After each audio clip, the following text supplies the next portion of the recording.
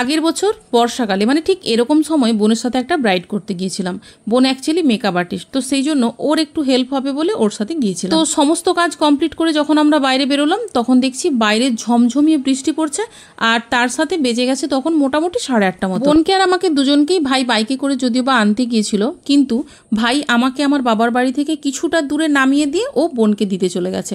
আর যেহেতু তখন অনেকটা রাত্রি হয়ে গেছে, তো ওই রাস্তাটা আমাকে একা হেঁটে বাবার বাড়িতে আসতে হবে। তো কি হয়েছে, রাস্তা দিয়ে হাঁটছি, হঠাৎ করে দেখছি কয়েকটা কচু গাছ নড়ছে, মানে প্রচন্ড রকম জোরে নড়ছে, আর একটা প্রচন্ড রকম জোরে খড়খড়ানো একটা আওয়াজ, মানে প্রায় হাত পা থরথর করছে। কিন্তু ওই সিচুয়েশনটা কিভাবে পার করব বুঝতে পারছিলাম না।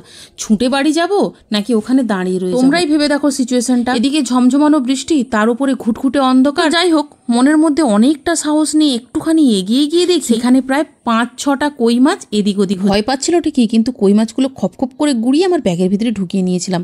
তোমরা কেউ কখন